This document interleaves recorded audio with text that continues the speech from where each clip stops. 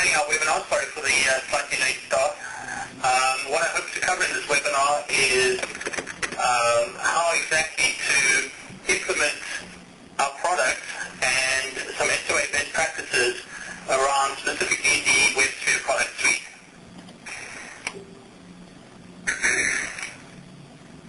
What I'm going to do in the next few slides is essentially storyboard the basic problem statement, which is why developers struggle specifically with implementation around security and why organizations really battle to create governance around the service-oriented architecture within their organization.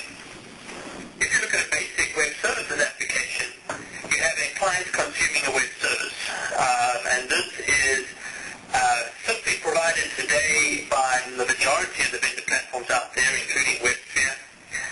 With WebSphere, you will be able to, with 5.1 and 6.0, simply consume a WSDL from either another WebSphere application or from another web service in the organization and generate a client-stub application which will allow you to invoke that web service. When it comes to adding on extra additional things that are typically required for runtime governance and runtime monitoring, you can make use of the WebSphere facilities around JAX RPC handlers and server filters to essentially implement these various things. But that creates an overhead on the actual developer. So if you require some sort of security and some sort of authentication or authorization within your service-oriented architecture, what you're asking the developer to do essentially is either to code within their application or to write as handlers within the WebSphere product suite, both a client-side security implementation as well as a server-side security enforcement mechanism. Taking that to the next level, what most of our organizations or most of our customers require is actually some way of dynamically binding to services at runtime. And this is very, very similar to the development pattern that's been around for years and years and years, known as code. You're looking up in a registry for a particular service endpoint that you want to invoke, and then you're invoking that service endpoint. So that gives the organization as well as the applications that you deploy the ability to isolate the invoking or the calling application from any of the destination web services. And this basically gives a lot of flexibility to the architecture, and it also gives organizations the ability to minimize the impact of change and give that flexibility to their architecture. So if you require this delegation function or the service facade, the business delegate, what you need to do is you need to write a handler once again, or write it within the code that you develop on the client, look it up in the registry or even a properties file, and then bind at runtime to the appropriate endpoint. The developer is not really subject to the performance constraints around this because he can simply cache that endpoint, because typically an endpoint for a web service doesn't change very regularly in an environment. It's still a burden, however, on every developer within your organization to implement a framework or to implement a handler such as this on the consuming client.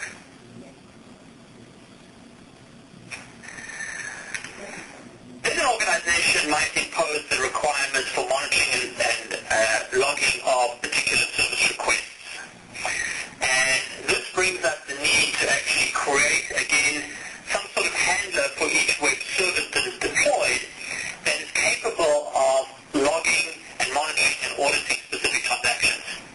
If an organization requires governance and logging around web services transactions, whether it be for SOX compliance or whether it be for their own internal justification of the SOA and measuring return on investment for an SOA, then they're going to need this kind of monitoring and logging capability. And without a centralized framework or without a product suite being purchased, an organization could create a handler that actually logs to a reporting database and perhaps has an administration interface that allows you to view these logs. So then what happens is, as an organization starts deploying more and more web services, they then have the requirement for governance. And this is a much, much overused term, but essentially the way I look at it is that it allows the organization to centrally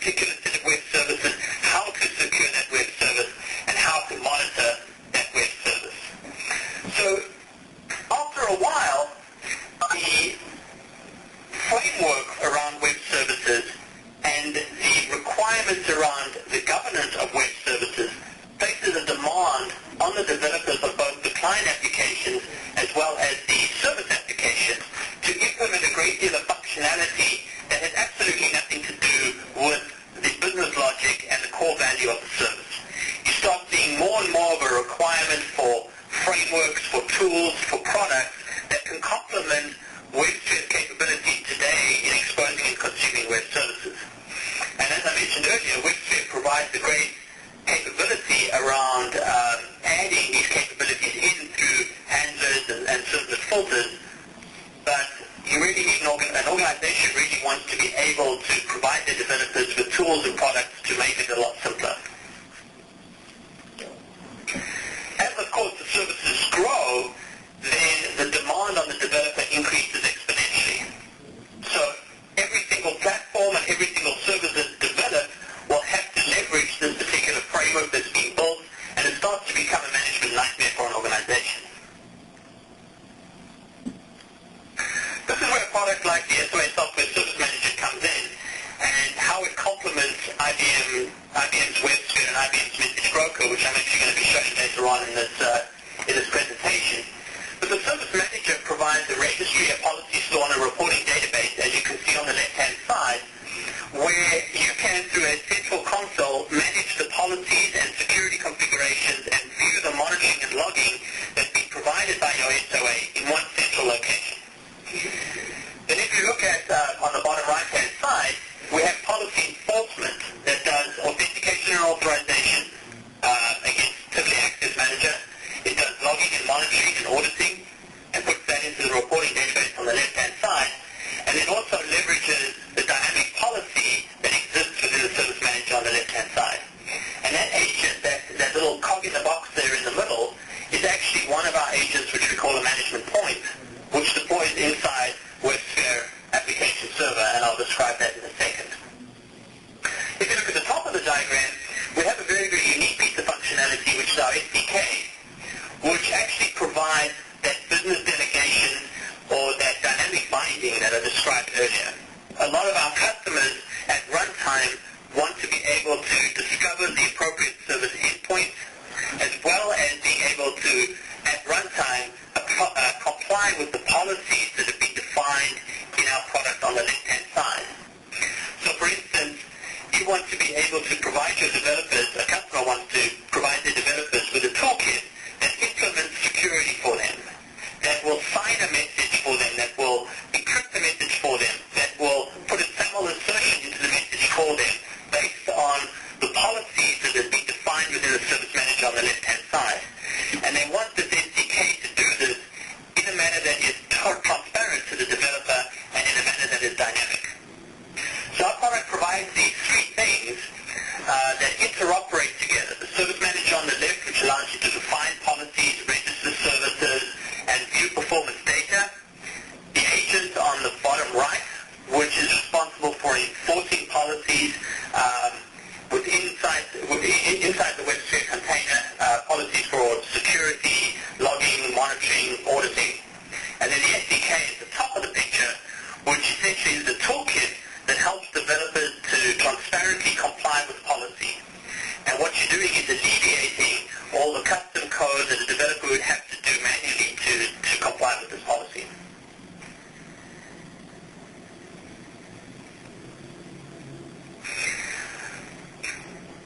Let me just move the slide forward.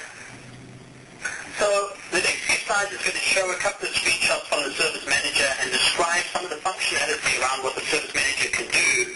Then I will actually go ahead and show a demo of our integration within IBM Message Broker and show how the Service Manager can be used to manage that particular configuration.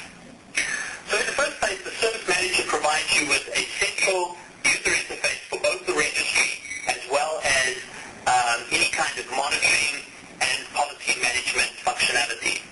If you look at the screenshot over here, you can actually see that you are searching the registry using a combination of registry parameters such as business or application group, taxonomy, most used services, services that are in a critical state, and you're building up search criteria that will give you a view of your enterprise and the services that are being deployed.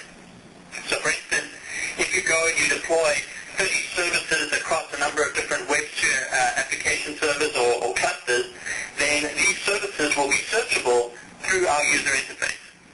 Our user interface leverages the UDI server intimately and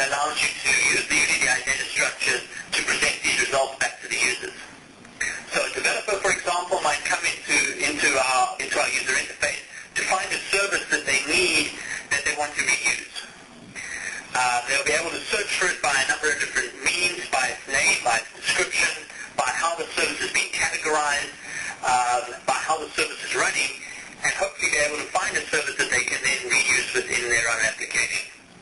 The nice thing about our product is that it combines the registry data, the registry search results, with the monitoring and state data from a particular service. So we present an integrated solution where developers can gain the confidence in the services that, in the search results that get presented back to them. So if they're looking for a particular service, at the same time they can see how it's performing, how well it's performed historically, how reliable it is, what platform it's running on, and what its current state is. So these are important things that you need to actually gain a certain amount of confidence in the enterprise. The nice thing is it's also heterogeneous, so you're not only looking at WebSphere, services on WebSphere, but you're looking at services across other IBM products as well as across other J2E and .NET platforms that might exist within the enterprise.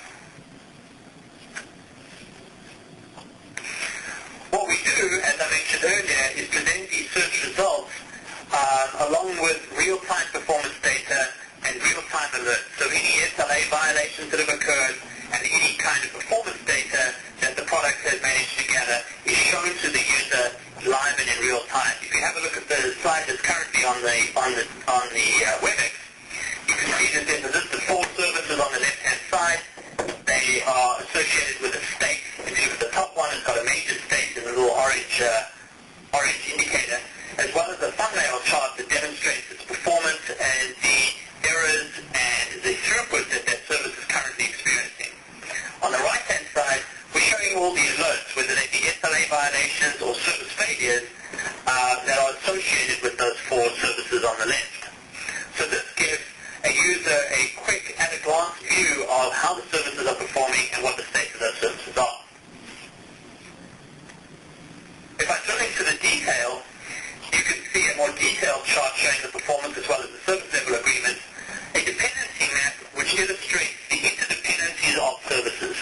So for example, if I have a service that's deployed on WebSphere that in turn invokes another service on either another container or the same container, you can actually, that information is reflected on this dependency map, this relationship map, and you can then perform a root cause analysis based on, or in the event that a failure occurs. So our product keeps track of the service dependencies, as well as making it very, very easy for the developer to visualize that and see what is going on within that dashboard. I think I've covered this. What we also do is a lot of very, very detailed service monitoring. So every single transaction is logged, and for every transaction you can optionally also choose to record the message. So what's shown in this little screenshot here on the right-hand side is the actual content of the message. I think this is a request message for a particular service called Account Manager. And these logs are collected based on the policies that you've defined and will collect all the recorded data within a message and log that in a database that developers can then use to debug their messages and ensure that a particular policy is actually being implemented and enforced. So we give a user and a developer or an architect a lot of visibility into the transactions that have occurred, into any failures that have occurred, and any content, any message content data that we've retrieved and stored. As I mentioned earlier, the service manager provides you with policy management. And policy is, again, a somewhat overused term, but the way that we define policy is by looking at different aspects of policy. We will monitor services based on policy. So we have monitoring policies, we have management policies, we have auditing policies, logging policies, security policies, routing policies, encryption policies, a large number of different things that describe what needs to be done to a particular message between a consumer and a provider of a service. So you can go through our service manager and actually define a policy, and if you have a look over here, if the policy says that I need to record usage transactions based on XPath, I need to do schema validation, I need to record the message, I need to implement security, I need to encrypt the message, and I need to transform the message.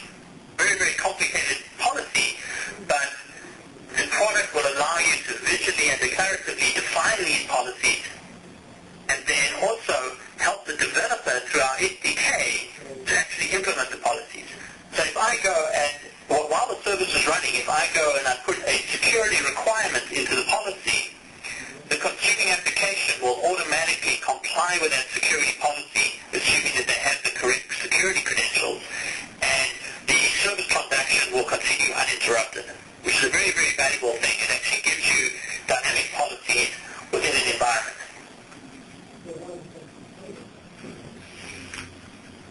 This is an example of a security policy that we have. Essentially, we can do a lot of different kinds of security, authentication, and authorization. We can do basic authentication, HTTP authentication, signature, SAML, HTTPS to authentication. We can integrate with IBM TAM. We integrate with IBM TFIM.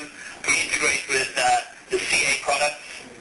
And all of these things work together in a declarative manner and at runtime to allow you to actually modify the policies and choose the security subsystem that you want to use for a particular set of web services or web services operations.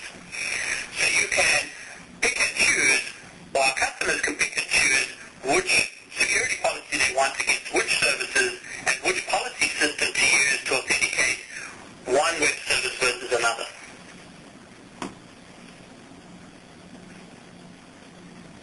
So let's talk briefly about WebSphere integration.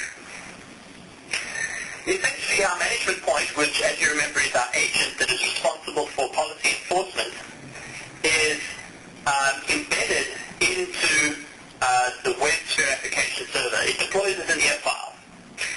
And it provides two very, very useful pieces of additional functionality. The one is discovery of services within the container. So what the agent will actually do is it will query WebSphere's admin API, whether it's in a cluster or whether it's a standalone implementation, and actually find all the services that have been deployed in that container.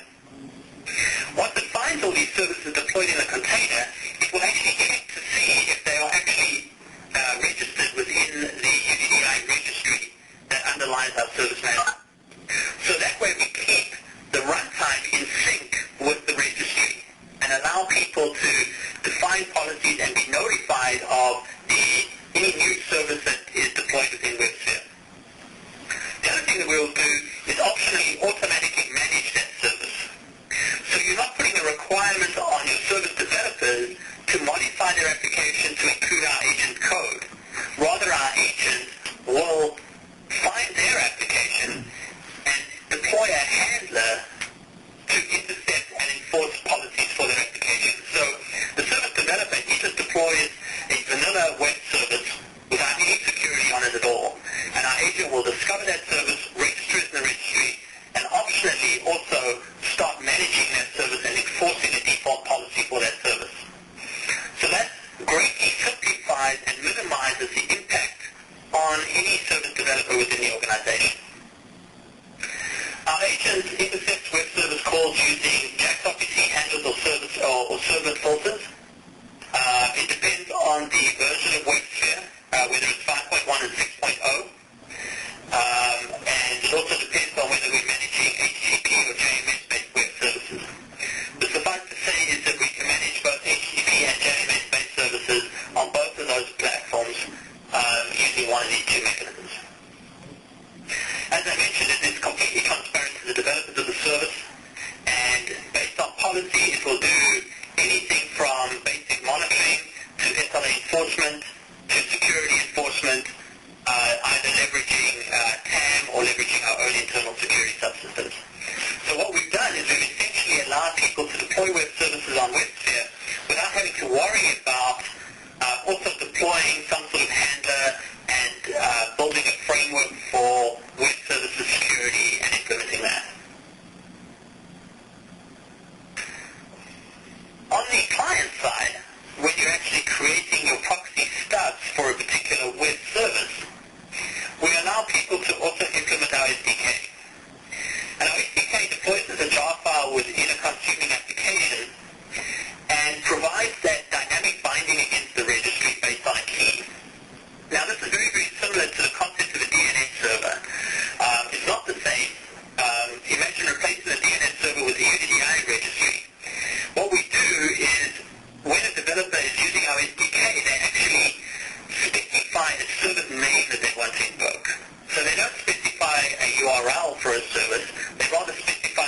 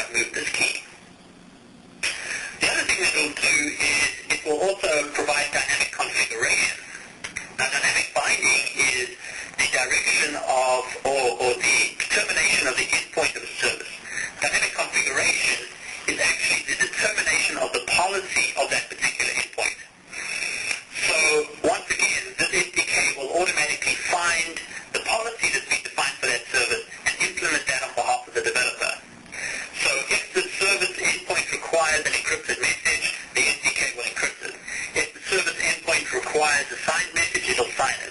If it requires a SAML insertion, it'll put one in. And I'll actually demonstrate that in a few minutes.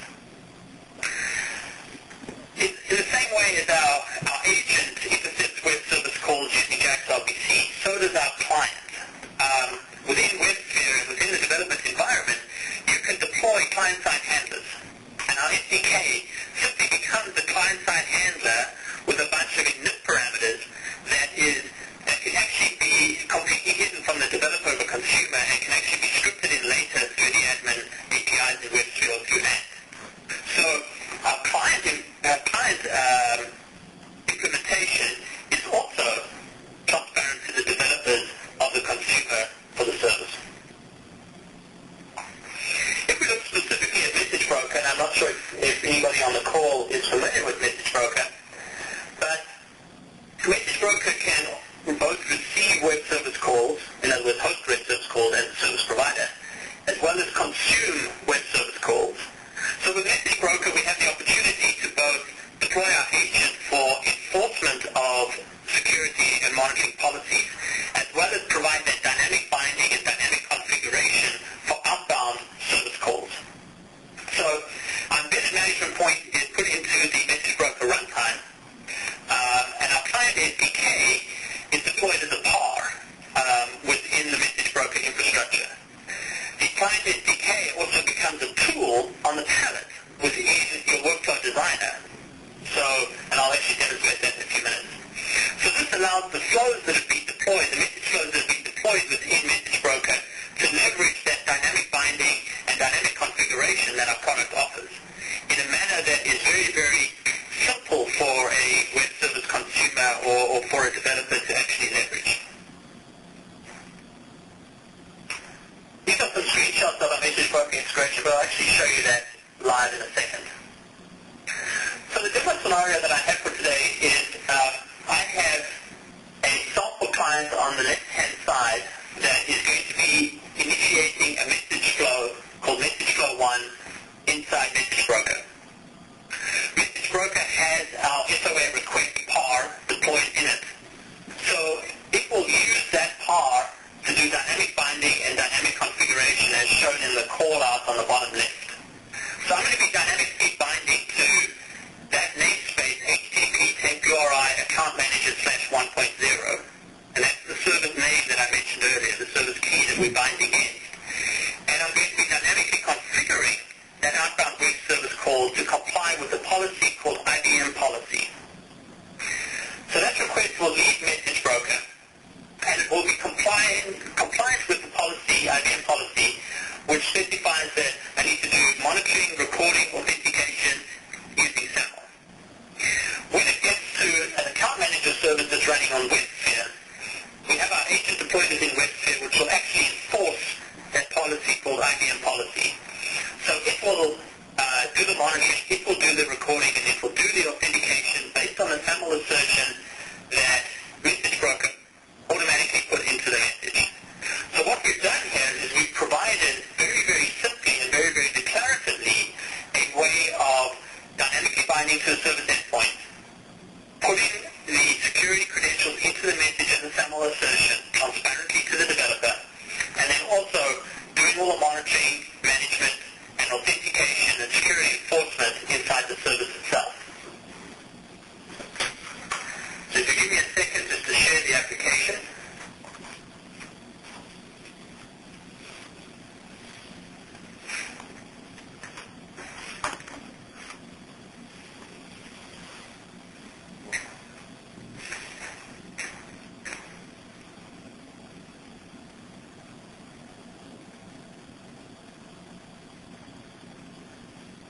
So within WebSphere Message Broker, you can see that we've provided an SOA request node. Traditionally, the way the Message Broker makes an outbound web service call is using an HTTP request node. So what we've done is we've provided an SOA request node that very, very simply, that allows the user to fill in parameters that say where the registry is, because it needs to do a dynamic binding at runtime to the registry. So we put in the registry URL. And we also put in user IDs and passwords that this client application will then use to access that registry.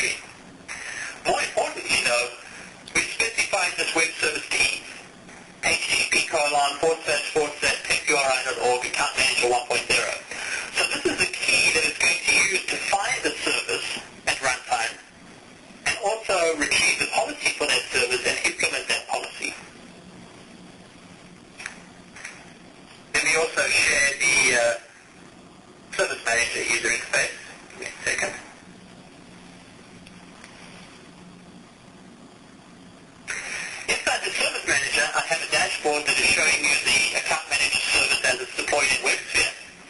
But not only that, I have a policy assigned to that particular service called the IBM policy. Right now, the IBM policy is going to be monitoring the usage of the service, recording 100% of the transactions, and also recording the content of both the request and the response into the database. So let me make a web service request.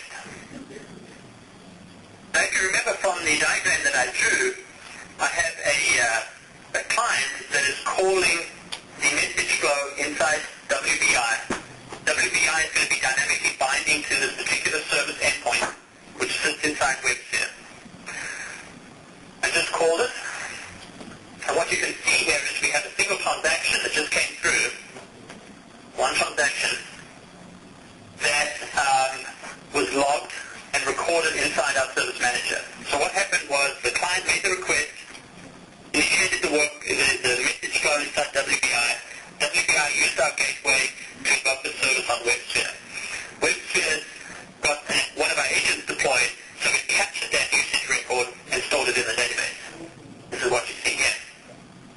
So you can see that at 11:37, because I'm on the West Coast, there was a list accounts web service call made, and you can actually see the captured message. You can also see a lot of detail around the usage record, when it was made, what the transaction ID was, what the message size was, whether or not a SOAP fault occurred, and what that SOAP fault might have been. So what you can see here is we've got a pretty vanilla SOAP request being made across the network. So right now we're not enforcing any kinds of security policies on this particular service. Let me change that and show you how it behaves dynamically. So if I go into the IBM policy and I add security to that policy,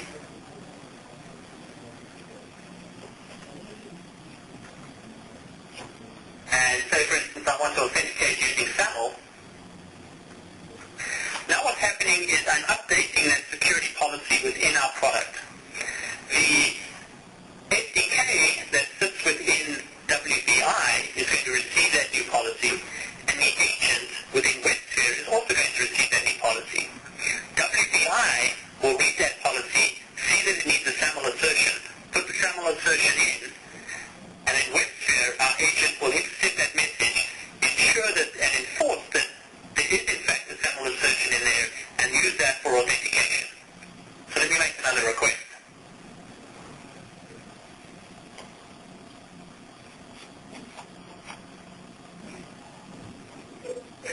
Now if I go back to the dashboard, you can see I sent a couple of requests over here. If I click on this and look at the usage logs, what you actually see in the message is a SAML assertion. So transparently and dynamically at runtime, transparently to the developers of the service and the consumers of the service, we implemented a policy. We put intelligence into the network, and we actually gave our customers the capability to change those policies dynamically without affecting those services and without really bothering the developers and making the developers implement these policies in a concrete manner. So that gives the organization the flexibility to change, and it also dramatically lowers the cost of development while complementing the existing WebSphere functionality that exists today.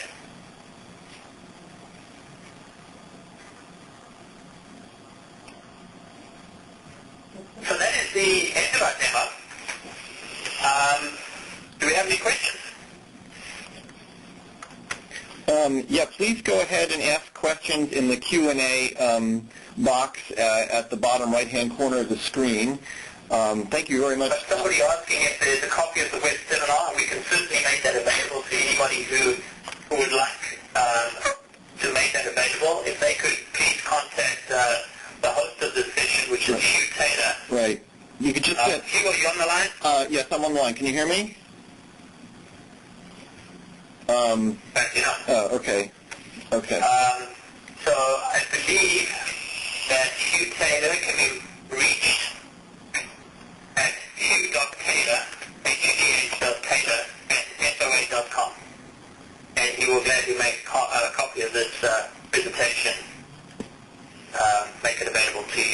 Can you hear me now, Alistair? Any other questions? Alistair, can you hear me now? No. No? Well, I hope that, I see that if you don't want to use Untitled address, you can actually just email to info@soa.com and we can get you a copy of the presentation.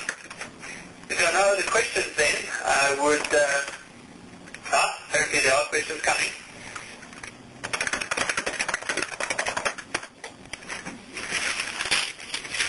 Something asked about change management.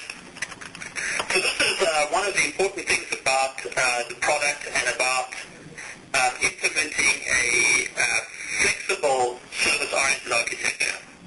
The fact that we can allow consumers to bind by name gives you a lot of flexibility to manage change within the organization. So for instance, that specifying by name actually includes inside that name the version number of the service that you're looking for. And there's a very, very important thing around that version number, because what it allows you to do is two things. The first thing is it allows you to monitor who is calling what version of the service.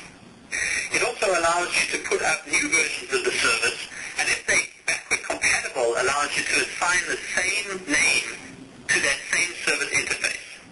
So then backward compatibility is handled transparently to the consumer of the service. So say for instance you have version 1 of the service running and you put up version 2 of the service. What you can do is as soon as you reassign that key, that name from version 1 to version 2, all consumers of version 1 will be redirected to consume version 2 of the service. And if it's backward compatible, that allows you to then deprecate and decommission version 1 of the service and just maintain version 2 of the service. It allows you to see through the logging who is still expecting the version 1 of the API, so maybe you can tell them about the new upgrade. But it gives you that flexibility within the organization to manage this versioning. What we also offer within the product is this concept of service virtualization. And service virtualization is essentially an abstract service concept. What you can do with the service key is you can associate that service key with an abstract service. So you can host version 1 of the service in an abstract manner and transform and route it to comply with the version 2 API. So what this does is allows you to decommission version 1 of the service and host version 1 of the service along with routing and transformation rules that will give you the compatibility with version 2 of the service. So our concept of virtualization and our concept of dynamic binding gives you the ability to handle changes within the environment. Somebody else has asked how we integrate the Tivoli Enterprise Console. Our product collects a lot of data, a lot of performance data, and a lot of event data around the service-oriented architecture. What we do is we provide an EIF connector for tech that allows you to seamlessly integrate and propagate all of these events into the Tivoli Enterprise Console. So that is actually very, very easy to set up and very, very easy to maintain. I'll take one more question here.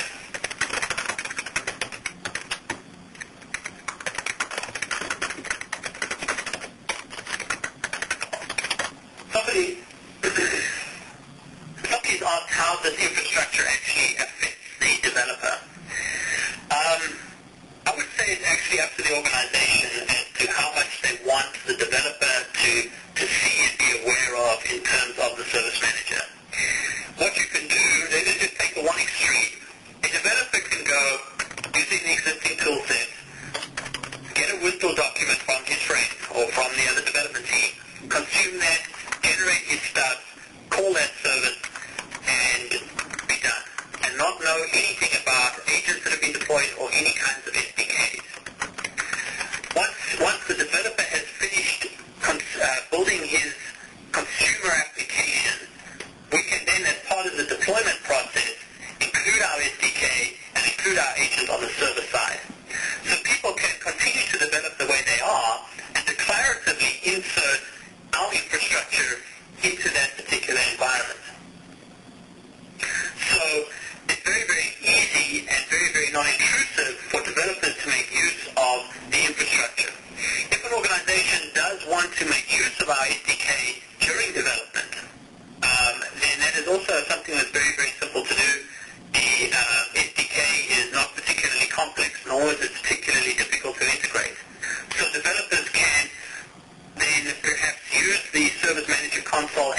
debug environment, as a performance monitoring environment, and be actually capable of viewing the services at runtime during development. So it's entirely up to the organization and up to the development team whether or not they want to use the service manager from the beginning of development, or whether they want to include it declaratively during the deployment or build process of their applications.